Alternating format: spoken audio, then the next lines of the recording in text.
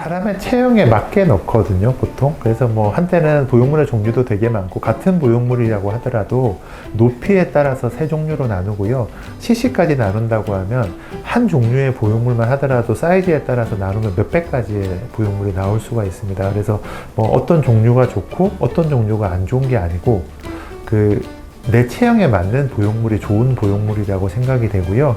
꼭 나쁜 보형물을 하라고 한다고 하면 뭐 FDA 승인이 안 나 있다거나, 아니면은 한때 조금 문제가 됐던 엘러간 회사 제품 같은 경우에는 좀 안 좋은 세포들을 만드는 거에 때문에 판매가 금지가 됐잖아요. 그래서 그런 것들이 안 좋은 보형물이라고 생각을 할 수 있는 거죠. 물방울 보형물은 아까 이야기한 엘러간에서 대표적으로 나왔던 보형물인데요.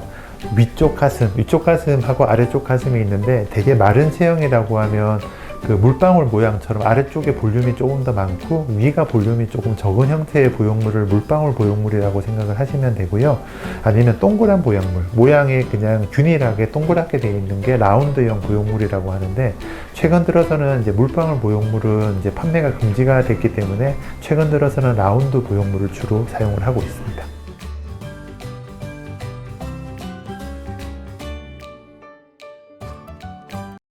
경우에 따라서는 사용하는 경우도 있습니다. 너무 타이트해서 이렇게 되게 마른 체형이라고 생각을 하시면 돼요. 여성분인데도 남성분 못지않게 되게 마른 체형이 있거나 피부에 탄력이 하나도 없는 경우에는 보형물을 그냥 넣게 되면 되게 꽉 끼는, 되게 작은 옷을 입은 듯한 느낌이 조금 나거든요.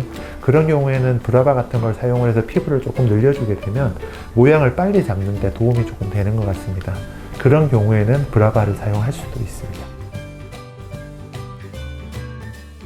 저 같은 경우에는 제가 이제 너무 큰 거는 넣지 말자고 하는 게, 좀 버거우면 나중에 결국은 처지거든요.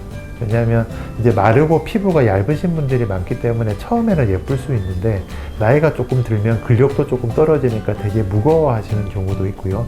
아무래도 보형물이 커지면 커질수록 중력의 영향을 많이 받기 때문에 가슴 자체가 처질 위험이 조금 있는 거는 사실입니다. 그래서 자기 욕심껏 큰 거를 넣는 것도 방법이겠지만, 이거는 10년, 20년을 바라보는 보형물이기 때문에 조금 사이즈를 조절하는 것도 괜찮은 대안이라고 생각이 됩니다.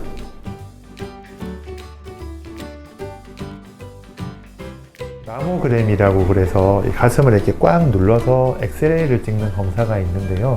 그 가슴 보형물은 그런 압박에 대해서는 굉장히 강도가 세거든요.